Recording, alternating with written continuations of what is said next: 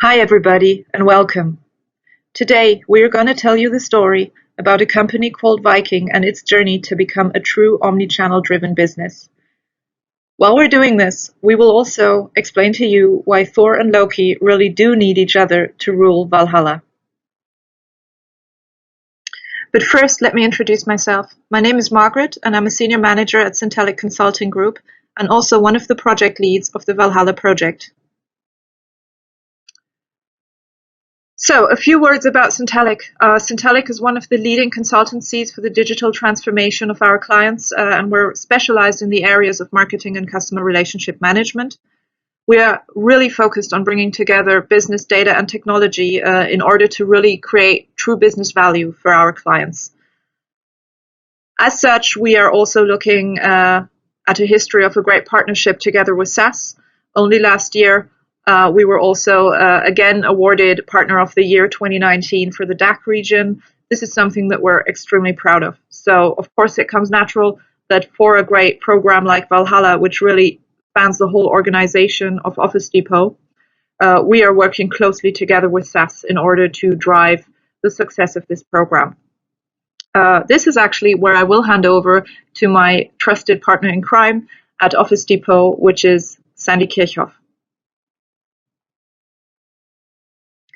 Hi, my name is Sandy Kirchhoff, and I'm the Senior Manager of Commercial Marketing for Office Depot Viking, and I'm also one of the project leads of the Valhalla project.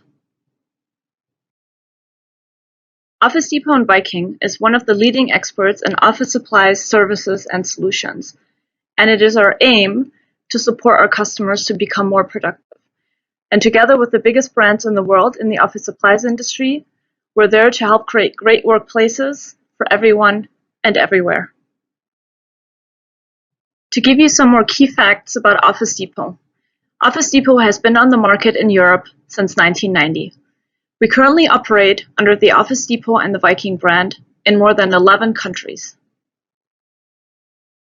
So let's talk about Valhalla. Valhalla is the digital transformation project at Office Depot, where our aim is to turn the Viking brand into a true omnichannel business by being customer-centric and data-driven. And there's three major pillars that are supporting us in the delivery of the Valhalla project. Pillar one is the Thor team. The Thor team is focused on the technical delivery. What this really means is that this team will deliver us an end-to-end platform by implementing new systems and connecting these systems with existing ones, as well as ensuring that we have all the data that we need. The other team that is really important is the Loki team. This pillar focuses on looking at our processes within the marketing and the analytics teams and making sure we no longer work in silos. And this can also lead to structural and reorganizational changes. The third team is the Freya team, and Freya connects both IT and marketing and analytics by ensuring that we're activating our business and actually pushing campaigns out the door. And the most important message that we have for today is only if these three teams are working together will you ever be able to deliver a project of the size of Valhalla and to truly become an omnichannel business. So I welcome you all to join me on the Valhalla boat, because Valhalla is not just a project, but a journey. And we're going to be looking at this journey now. So let's start at the beginning of the Valhalla journey. Our journey started about a year and a half ago. And at that point in time, we were a multi-channel organization. The channels that we were operating in were all working in isolation and in silos. And we knew we had to get away from this and move towards a channel orchestration. So what are the steps that we took? In step one, we created a vision. And it is very important that this vision is commonly shared across the different departments and especially across IT, analytics, and marketing. But equally important, this vision needs to fit into your overall company strategy. In step two, we executed an assessment. And this assessment again went across the different areas of the business. So we looked at things such as our data, our processes, the maturity of our analytics, but also things like our campaign management. And this helped us to truly understand what is our current maturity level, but also where do we want to get to in the future. And this helped us to understand the gaps which we have, and this started forming the foundation of our roadmap. Now that we've understood what our roadmap should look like and what our vision and end goal is, it was time to start onboarding the organization. And when onboarding the organization, we again have to look at different stakeholders. And it goes without saying that one of the main stakeholders that you need to start involving is your management team, because you need to have your management supporting you and backing you on an initiative of this size. But besides management, you have to identify who are your key stakeholders within the business, and they need to get on board. And for us, those stakeholders are on the Valhalla boat, and they're taking this journey together with us. We then started searching for the right partner. And when looking for a partner, we looked at two things. On the one hand, you need the right technical partner that gives you the software and the hardware that you need to be able to do this channel orchestration. And for us, the clear decision was to go for SAS.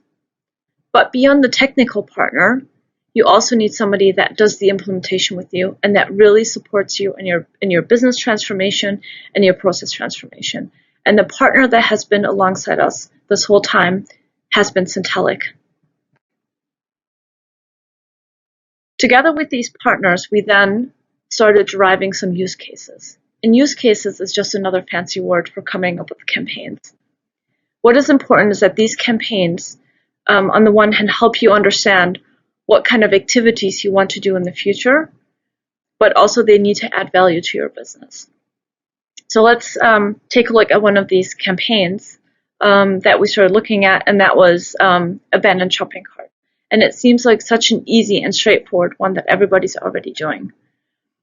But in most instances, if you do an abandoned shopping cart campaign, you're going to be sending out an email to those customers that have left items in their basket.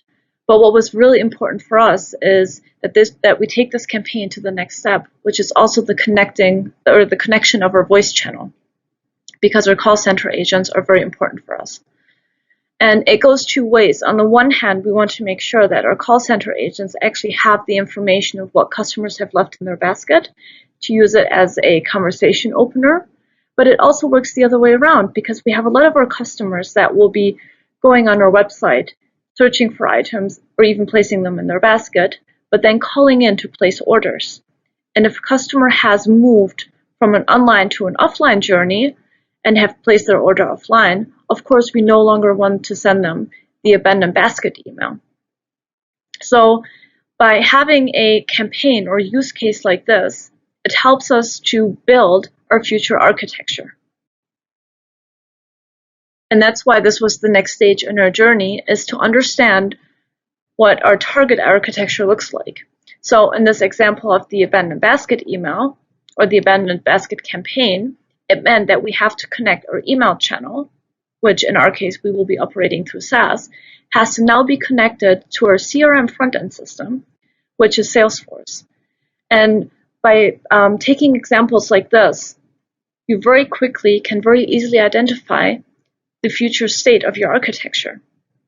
But the additional benefit that you have, and something that you have to do in a project like this, is to also identify the data that you need. So now we've run through all these use cases and identified the connection we need to make between the different systems, but also what data do we really need to be able to execute upon campaigns like this. And once you have this completed, you've pretty much done the preparation of all your project. And this is what we've done so far. The next step is actually quite simple, and where management expects you to just go and do it. And that is the project execution. And this is where I would like to hand over to my colleague Margaret, who will give you some examples of things that we've learned so far within this project and where we are in our execution stage. Thank you, Sandy. Now, from what you've just heard, you would think that we were close to the end of reaching our goal. But indeed, this was all the preparation work that was needed to start the execution phase. And actually, this is where our presentation takes a turn, because what we had initially planned was to run you through the impressive roadmaps that Thor, Loki, and Freya are working on, and to show you the dependencies between them in detail. However, in order to offer you the most value from our experiences, we have decided that we will use this time today to share with you the 3 most important lessons we have learned in Valhalla so far. So our first lesson definitely is to start small, ramp up, and also involve the right people. And this basically comes down to saying that we've really developed within this project, which is do not try to boil the ocean. Our experiences have been that with programs like Valhalla, they easily can span 2 to 3 years and impact multiple parts of the organization. And it's really easy to all of a sudden end up with a project group of 100 and plus people, and they all need to be involved, updated, aligned, and so on. So our key message to this regard is don't do that. Instead, what you should do is to think along the following rule, which is think big, because at the end of the day, everybody should have an understanding of what the final big picture will look like. But start small and then scale fast. In the essence, this means that you need to break down the work that needs to be done along the way, then identify the people in the organization that you need to get it done. It's much, much easier to have a small group of skilled and enabled people to work on the deliveries than trying to bring along a big team of people who will still need development. So it's much easier to onboard and train the rest of the organization once the basic work has been done. So lesson number 2 is data and analytics are the key differentiator. And for a business that is in the middle of a digital transformation, the relevance of this one is a tough cookie to explain to people who do not spend their day working on data and already generating business value from it. Because for a program like this, that the main part of the implementation work does not really lie with new tools. The reason is that the shiniest and newest tool will not add any value to the business if the underlying data is not correct or even accessible. This really comes down to one rule. You need to get your basics right. If you don't do your basic homework when it comes to your data, you will not be able to give your customer a true omnichannel experience.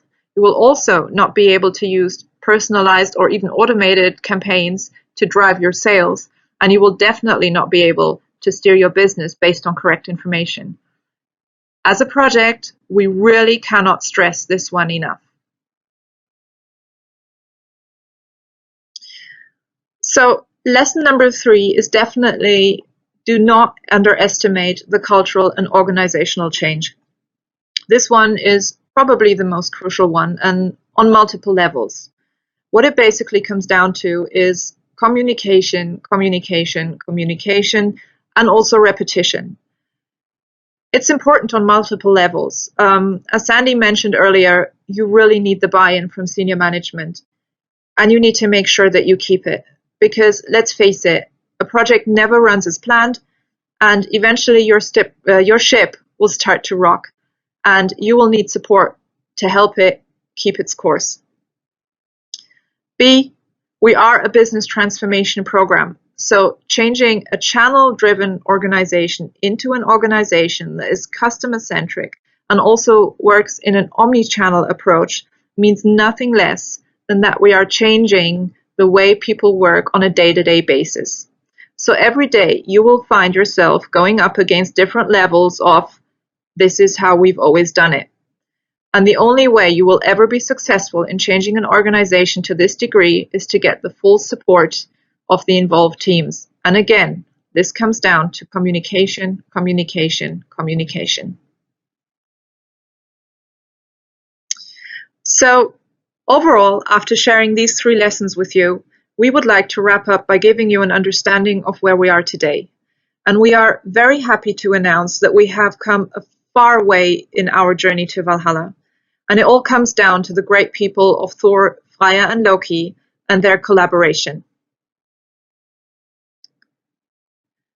Team Thor has done a great job in building one database for all campaign-relevant data, and also in connecting it to our existing systems and our new platforms. Team Freya has onboarded the first operational teams from marketing into our new platforms, and we are currently running our first omnichannel campaigns out of the new SAS CI 360 platform.